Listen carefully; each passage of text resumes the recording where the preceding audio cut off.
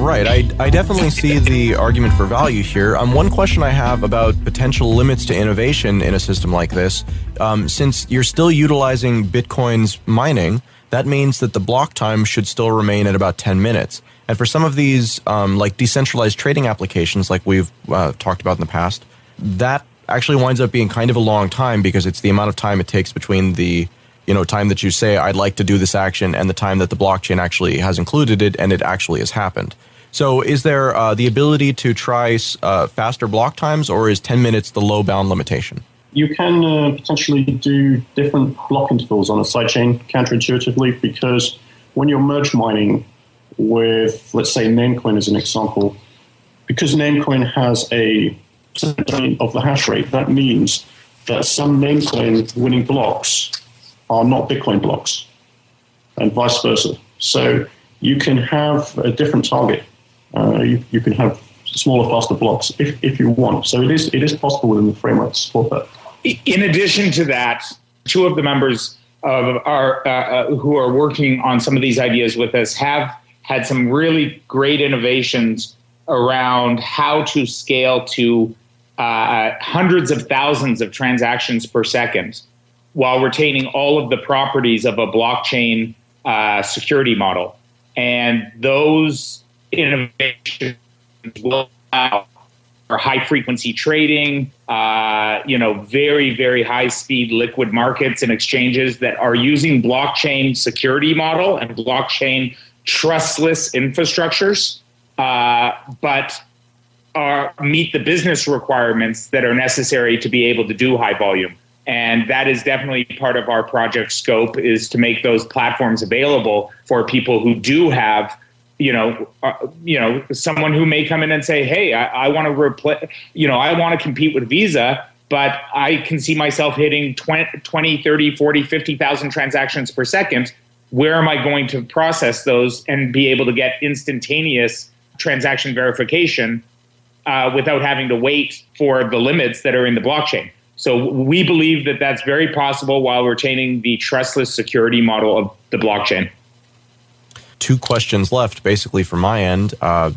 So is this a project that we're gonna see results from in 2014, 2015, 2016? I know that the Bitcoin development team is rightly conservative, and so it seems like it might take a while to see this. And then the other thing is, this sounds really exciting and this sounds great. What else should I be asking about that I haven't known to ask? Well, I'll tackle the first one. So we're right now combing our hair and putting on our hats and our fancy ties, although we don't wear ties. But we're getting ready to announce and kind of give some details to the project so that people who are interested can track the project and reveal it, including announcing the name and who's on the team. So that will be happening in the next 60 to 90 days. So a very short term. And we are going to be releasing, one of the principles that we adopted from kind of the cypherpunk principles is, and it's one of the founding principles of the project, is something called We Speak in Code. So we really want our products and our software releases to speak. And so we'll be releasing software very quickly that will help, that is necessary software for bootstrapping this type of ecosystem. And so there's a couple different parts of the existing blockchain and Bitcoin ecosystem that have huge gaping problems that we can deliver immediate value without needing to wait, the 12, 18, or 24 months that it might take to get some of these changes adopted in Bitcoin Core. And, some people are aware of these problems, but we feel that we can deliver immediate value based off that. Get out there, start releasing very useful open source, free software, some software stacks that other people can adopt in the ecosystem to secure their users' accounts and secure parts of the Bitcoin ecosystem that are operating on a trust me model. We think we can deliver a lot of value by helping them move to more of a trustless infrastructure. So we're going to focus on doing that. At the same time, we're going to be investing very heavily.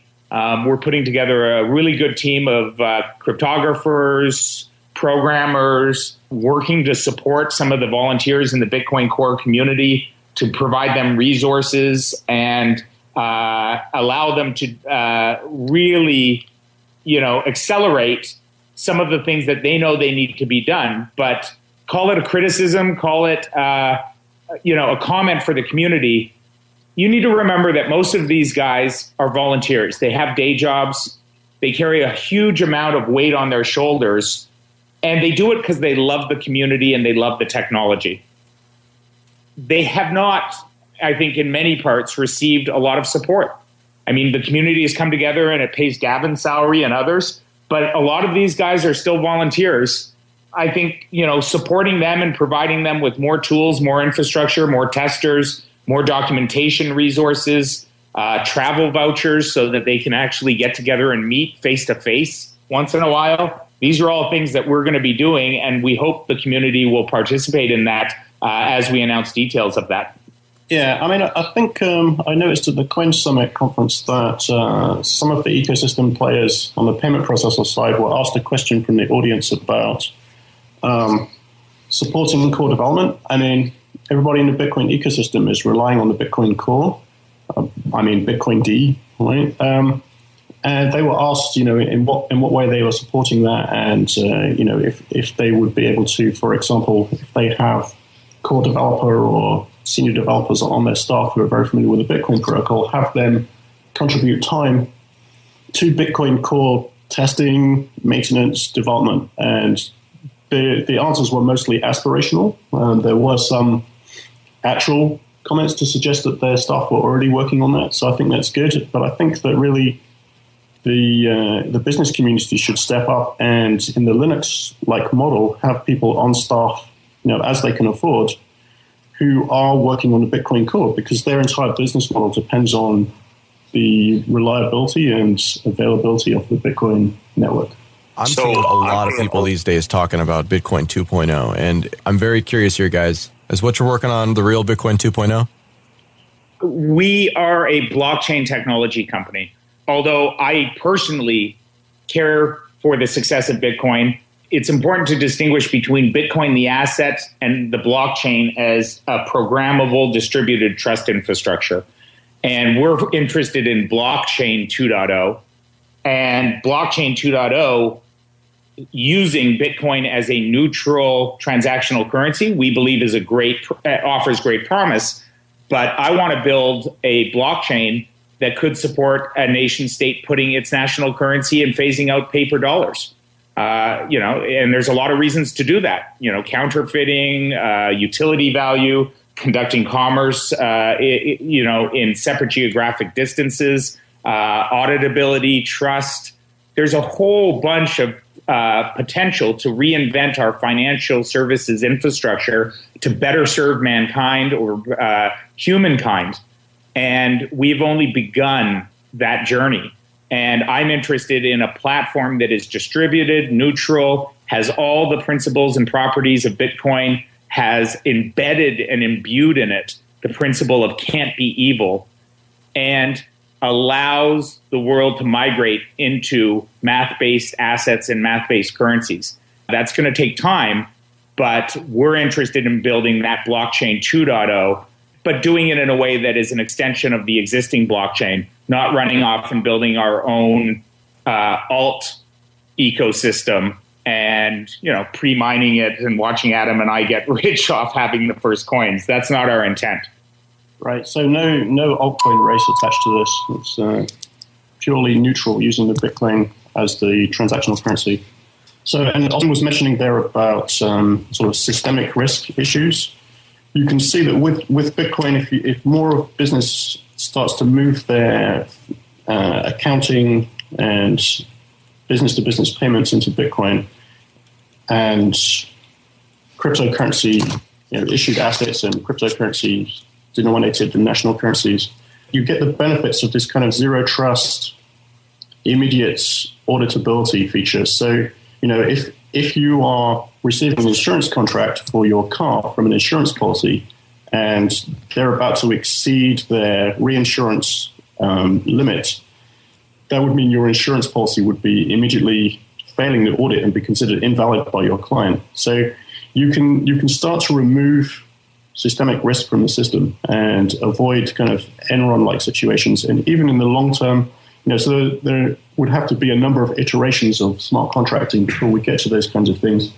But even in the long term, you could imagine a national currency issued where they would have a smart contract, like an issuance contract, that specifies their monetary policy, that they're going to have no more than 2% quantitative easing, or maybe subject to some internally measurable market metrics.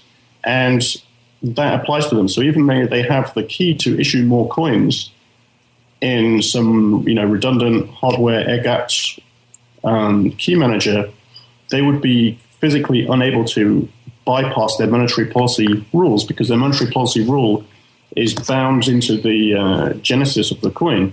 And so all recipients of the coin would immediately reject them if they try to exceed their own monetary policy. So I think if we can get to a system like that, we can have kind of real-time auditing and agree to societal rules and enforce them a priori, rather than finding out 6 months or 12 months later that somebody has hundreds of billions or trillions of dollars of undisclosed assets, and then you have an AIG or all these kind of sort of cascading failures in the system. And I think one of the important things this at Zero Knowledge, I mean, it's kind of funny because a lot of the history of Zero Knowledge isn't as archived as today's media and internet companies. YouTube didn't exist when we built Zero Knowledge. But at the time, we were very thumb our nose in the face of authority. We were fighting, the Edward Snowden type battles. The NSA and CIA tried to shut us down, and we were on 60 Minutes, advocating crypto for all and tear down the system. And I think part of my own maturing process is when we started to realize, that may not be the best way to interact with these guys. Is I'm coming for you. I'm going to burn down your system. And so the financial services industry, the people we've talked to, have real problems themselves. We talked to a very large buy-side financial institution who literally has hundreds of billions, if not trillions of dollars worth of assets under management. And they said, from a pure compliance point of view, we don't even understand our risk. We've got entire teams holding binders of contracts and systems, and we're trying to figure out how to even understand what we own and what the risk is and what the underlying asset is. So if you can help us, if we can digitize some of this, if we can have it be encoded in a way that we can actually make representations for compliance reasons and for our own risk management, we would welcome you in. And so I think there are some opportunities to show both governments, financial institutions, that this technology is not about wiping them out or destroying their business. This technology is about imbuing the entire ecosystem with verifiability, trust based off distribution and math, and some real good foundation levels that they can then reinvent their businesses. And yes, it will drive some competition in the industry and hopefully some more efficiencies. But just like news and media organizations are readapting to the internet and learning new ways to rebuild their businesses, we want to encourage these people to look for efficiencies. And those that do will be much more like the Netflix of the futures versus the Blockbusters of the future. And so we want to help them figure out how to rebuild their businesses as the Netflix, not the Blockbuster. And if they don't want to adapt, face extinction. Just wanted to say another thing about this sort of public auditability. So a typical objection to public auditability on a commercial basis is that companies and individuals do not want their business model to be public knowledge. Their profit margin, their volume of trades, their market movements. If somebody's selling a large number of stock, they like to keep that to themselves and not have that readily available to the market. And so that tends to present a barrier to the public auditability, that they're saying, well, public auditability is nice, but we've got to preserve commercial confidentiality. So it turns out you can have your cake and eat it. So last time when I was talking to Andreas, I was explaining this concept of homomorphically encrypted values. So it turns out that you can have the blockchain validate that the inputs add up to the outputs without disclosing the values involved, because they're encrypted in such a way that addition still works on them. And that actually at a lower level includes a zero-knowledge range proof. So you can actually prove that an encrypted value A is less than an encrypted value B, or even that an encrypted value A is less than a multiple of an encrypted value B. And so you can actually use it to prove leverage ratios and things like that. So you can do a lot of things in a way that preserve commercial confidentiality and still have public auditability. So I think there's really a scope that we can preserve that, the traditional and necessary even financial privacy for individuals and commercial sensitivity for companies while having full public auditability. The way that you describe that makes me think of pseudonymous numbers, right? Because they still represent real value, but not their necessarily true identity, right? Yeah, it's kind of analogous. I mean, you're just saying that I can see that two parties engaged in a currency swap or whatever kind of instrument they're dealing in, their identities are not apparent to me at the blockchain level, but they will have business records saying who they bought it from if there's ever a need to investigate that. And right, it can be unwound. There are two networks involved in Bitcoin or blockchain related transactions. There's the blockchain, the actual broadcast peer-to-peer network, and things that go on the peer-to-peer network are byte minimized because it's a scarce resource, and you don't censor that more than you need to send to ensure the correct interpretation of the transaction. The auxiliary information about, an X509 certificate identifying the seller, a receipt, an invoice, all that kind of stuff goes at the payment protocol level, which is point-to-point communication between the buyer and the seller. And if one of them is a business, they'll be keeping business records. Or if you're an individual, you'll be keeping your receipts so you can prepare your accounts at the end of the year for taxation purposes. I think there is identity, but the identity is managed between the parties of the transaction, not broadcast to the peer-to-peer network. And so that, there's a problem with Bitcoin that it's so open that people do network flow analysis and figure out too many things. So if you keep the identity out of it, it's already bad enough without adding identity to it. Going back to the value hiding, basically we're saying that if you look at the Bitcoin right now, the Bitcoin network flow analysis, you can see that this address paid to this address, and probably this was changed that went to this address.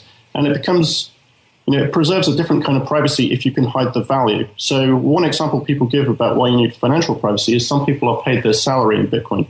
And so maybe you can figure out who this guy is because, he bought a pizza in the shop or he paid you back a small amount that he owed you or something. So you see an address. I mean, it shouldn't be reusing addresses, but still there are links between them. So if he was paid his salary and the amount of the salary was encrypted, you wouldn't know how much he was paid. And if he paid you personally $10, you could see that the change that he received plus $10 is equal to his salary for the month. But you still don't know what his salary for the month is. You just know that he hasn't exceeded the value of the transaction.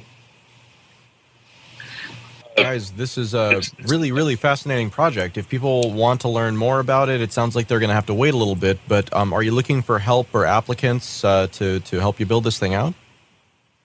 We will be launching a website with some information as well as some job postings that we're going to be doing, and we'll certainly reach out. For now, I think if people keep track of us on Twitter, I'm at Austin Hill, and Adam is at Adam3US.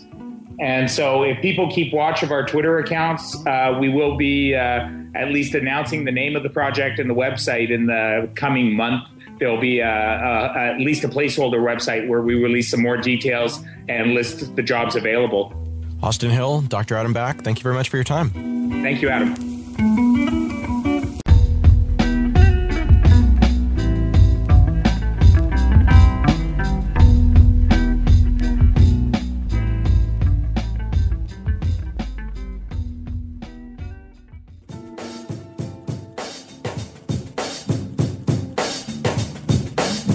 The BitGive Foundation is a nonprofit charitable giving organization leveraging the power of the Bitcoin community to improve public health and the environment worldwide. Help us demonstrate the significant impact of Bitcoin in addressing these critical issues on a global scale. Support international giving in Bitcoin. Please visit our website at www.bitgivefoundation.org. That's www.bitgivefoundation.org.